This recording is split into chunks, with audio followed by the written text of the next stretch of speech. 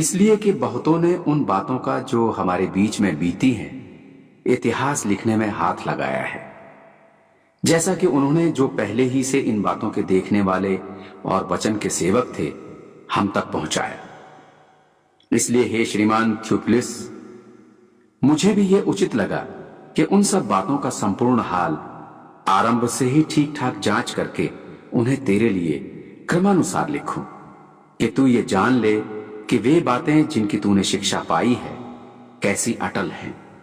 यहूदियों के राजा हेरोदेस के समय अबिया के दल में जकरिया नाम का एक याजक था। उसकी पत्नी हारून के वंश की थी, जिसका नाम एलीशिबा था, और वे दोनों परमेश्वर के सामने धर्मी थे और प्रभु की सारी आज्ञाओं और विधियों पर निर्दोष चलते थे। उनके कोई भी संतान न थी, क्योंकि एलीशिबा बांझ थी और वे दोनों बूढ़े थे। जब वो अपने दल की पारी पर परमेश्वर के सामने याजक का काम करता था, तो याजकों की रीति के अनुसार उसके नाम पर चिट्ठी निकली कि प्रभु के मंदिर में जाकर धूप जलाए। धूप जलाने के समय लोगों की सारी मंडली बाहर प्रार्थना कर रही थी। प्रभु का एक स्वर्गदूत धूप की वेदी की दाहिनी ओर खड़ा हुआ उसको दिखाई दिया। जकरिया देखकर घबराया और उस पर बड़ा भय छा गया। स्वर्गदूत ने उससे कहा, हे जकरिया, भयभीत न हो, क्योंकि तेरी प्रार्थना सुन ली गई है और तेरी पत्नी एलीशिबा से तेरे लिए एक पुत्र उत्पन्न होगा और तू उसका नाम यूहन्ना रखना। तुझे आनंद और हर्ष होगा और बहुत लोग उसके जन्म के कारण आनंदित होंगे। वो प्रभु के सामने महान होगा। वो दाखरस और मदिरा कभी न पिएगा और अपनी माता के गर्भ ही से पवित्र आत्मा से परिपूर्ण हो जाएगा। वो इस्राएलियों में से बहुतों को उनके प्रभु परमेश्वर की ओर फेरेगा और एलिया की आत्मा और सामर्थ में होकर उसके आगे आगे चलेगा, कि पितरों का मन लड़के वालों की ओर फेर दे और आज्ञा ना मानने वालों को धर्मियों की समझ पर लाए और प्रभु के लिए एक योग्य प्रजा तैयार करें। जकरिया ने स्वर्गदूत से पूछा, ये मैं कैसे जानूं? मैं तो बूढ़ा हूं और मेरी पत्नी भी बूढ़ी हो गई है। स्वर्गदूत ने उसको उत्तर दिया, मैं जिब्राइल हूं, जो परमेश्वर के सामने खड़ा रहता हूं, और मैं तुझसे बातें करने और तुझे ये सुसमाचार सुनाने को भेजा गया हूं। और देख, जिस दिन तक ये बातें पूरी ना हो ले, उस दिन तक तू मौन रहेगा और बोल ना सकेगा, क्योंकि तूने मेरी बातों की जो अपने समय पर पूरी होंगी प्रतिज्ञा ना की। लोग जकरिया की बाट जोते रहे और अचंभा करने लगे कि उसे मंदिर में ऐसी देर क्यों लगी।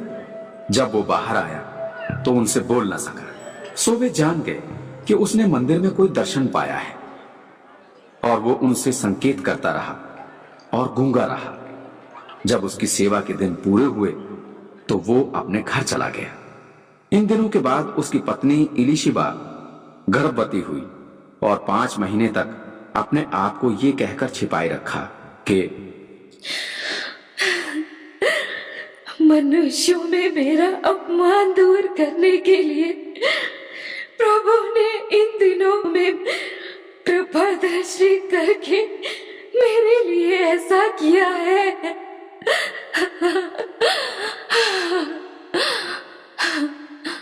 6वें महीने में परमेश्वर की ओर से जिब्राइल स्वर्गदूत गलील के नासरत नगर में एक कुंवारी के पास भेजा गया, जिसकी मंगनी यूसुफ नाम दाऊद के घराने के एक पुरुष से हुई थी। उस कुंवारी का नाम मरियम था। स्वर्गदूत ने उसके पास भीतर आकर कहा, आनंद और जय तेरी हो, जिस पर ईश्वर का अनुग्रह हुआ है। प्रभु तेरे साथ है। वो उस वचन से बहुत घबरा गई और सोचने लगी, यह किस प्रकार का अभिवादन है? स्वर्गदूत ने उससे कहा, हे मरियम, भयभीत ना हो, क्योंकि परमेश्वर का अनुग्रह तुझ पर हुआ है। और देख, तू गर्भवती होगी और तेरे एक पुत्र उत्पन्न होगा। उसका नाम यीशु रखना। वो महान होगा और परम प्रधान का पुत्र कहलाएगा। और प्रभु परमेश्वर उसके पूर्वज दाऊद का सिंहासन उसको देगा, और वो याकूब के घराने पर सदा राज्य करेगा, और उसके राज्य का अंत ना होगा। मरियम ने स्वर्गदूत से कहा, यह क्यों कर होगा? मैं तो पुरुष को जानती ही नहीं। स्वर्गदूत ने उसको उत्तर दिया, पवित्र आत्मा तुझ पर उतरेगा और परम प्रधान की सामर्थ तुझ पर छाया करेगी। इसलिए वो पवित्र जो उत्पन्न होने वाला है परमेश्वर का पुत्र कहलाएगा। और देख, तेरी कुटुंबनी एलिशबा के भी बुढ़ापे में पुत्र होने वाला है। ये उसका जो 5 कहलाती थी 6वां महीना है, क्योंकि जो वचन परमेश्वर की ओर से होता है वो प्रभाव रहित नहीं होता। मरियम ने कहा, देख, मैं प्रभु की दासी हूँ, मुझे तेरे वचन के अनुसार हो। तब स्वर्गदूत उसके पास से चला गया। उन दिनों में मरियम उठकर शीघ्र ही पहाड़ी देश में यहूदा के एक नगर को गई, और जकरयाह के घर में जाकर उसने इलीशिबा को नमस्कार किया। जो ही इलीशिबा ने मरियम का नमस्कार सुना, त्यों ही बच्चा उसके पेट में उछला, और इलीशिबा पवित्र आत्मा से परिपूर्ण हो गई, और उसने बड़े शब्द से पुकार कर कहा, तू स्त्रियों में धन्य है, तेरे पेट का फल धन्य है। ये अनुग्रह मुझ पर कहां से हुआ कि मेरे प्रभु की माता मेरे पास आई? देख, जो ही तेरे नमस्कार का शब्द मेरे कानों में पड़ा, त्यों ही बच्चा मेरे पेट में आनंद से उछल पड़ा। धन्य है वो जिसने विश्वास किया कि जो बातें प्रभु की ओर से उससे कही गई वो पूरी होगी। तब मरियम ने कहा, मेरा प्राण प्रभु की बड़ाई करता है, और मेरी आत्मा मेरे उद्धार करने वाले परमेश्वर से आनंदित हुई, क्योंकि उसने अपनी दासी की दीनता पर दृष्टि की है। इसलिए देखो, अब से युग युग के लोग मुझे धन्य कहेंगे, क्योंकि उस शक्तिमान ने मेरे लिए बड़े बड़े काम किए हैं। उसका नाम पवित्र है, और उसकी दया उन पर जो उससे डरते हैं पीढ़ी से पीढ़ी तक बनी रहती है। उसने अपना भुजबल दिखाया, और जो अपने आप को बड़ा समझते थे उन्हें तितर बितर किया। उसने बलवानों को सिंहासनों से गिरा दिया और दीनों को ऊंचा किया। उसने भूखों को अच्छी वस्तुओं से तृप्त किया और धनवानों को छूछे हाथ निकाल दिया। उसने अपने सेवक इस्राएल को संभाल लिया कि अपनी उस दया को स्मरण करे जो इब्राहिम और उसके वंश पर सदा रहेगी, जैसा उसने हमारे बाप दादों से कहा था। मरियम लगभग 3 महीने उसके साथ रहकर अपने घर लौट आई। तब इलीशिबा के प्रसव का समय पूरा हुआ और वो पुत्र जनी। उसके पड़ोसी और कुटुंबी ये सुनकर कि प्रभु ने उस पर बड़ी दया की है, उसके साथ आनंदित हुए। और ऐसा हुआ कि 8वें दिन वे बालक का खतना करने आए और उसका नाम उसके पिता के नाम पर जकरयाह रखने लगे। उसकी माता ने उत्तर दिया, नहीं, उसका नाम यूहन्ना रखा जाए। उन्होंने उससे कहा, तेरे कुटुंब में किसी का ये नाम नहीं है? तब उन्होंने उसके पिता से संकेत करके पूछा, तू उसका क्या नाम रखना चाहता है?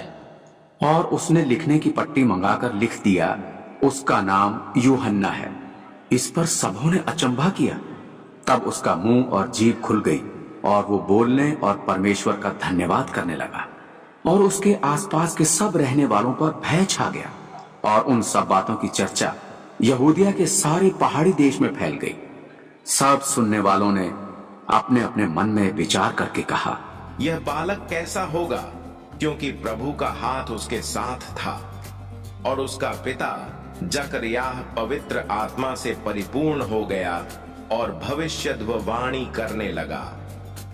प्रभु इस्राएल का परमेश्वर धन्य हो, उसने अपने लोगों पर दृष्टि की और उनका छुटकारा किया है, और अपने सेवक दाऊद के घराने में हमारे लिए एक उद्धार का सींग निकाला है, जैसे उसने अपने पवित्र भविष्यद्वक्ताओं के द्वारा, जो जगत के आदि से होते आए हैं, कहा था, अर्थात हमारे शत्रुओं से और हमारे सब बैरियों के हाथ से हमारा उद्धार किया है, कि हमारे बाप दादों पर दया करके अपनी पवित्र वाचा का स्मरण करें, और वो शपथ जो उसने हमारे पिता इब्राहिम से खाई थी, कि वो हमें ये देगा कि हम अपने शत्रुओं के हाथ से छूटकर उसके सामने पवित्रता और धार्मिकता से जीवन भर निडर रहकर उसकी सेवा करते रहे। और तू, हे बालक, परम प्रधान का भविष्यद्वक्ता कहलाएगा, क्योंकि तू प्रभु के मार्ग तैयार करने के लिए उसके आगे आगे चलेगा, कि उसके लोगों को उद्धार का ज्ञान दे, जो उनके पापों की क्षमा से प्राप्त होता। ये हमारे परमेश्वर की उसी बड़ी करुणा से होगा, जिसके कारण ऊपर से हम पर भोर का प्रकाश उदय होगा, कि अंधकार और मृत्यु की छाया में बैठने वालों को ज्योति दे, और हमारे पांवों को कुशल के मार्ग में सीधे चलाए। और वो बालक बढ़ता और आत्मा में बलवंत होता गया,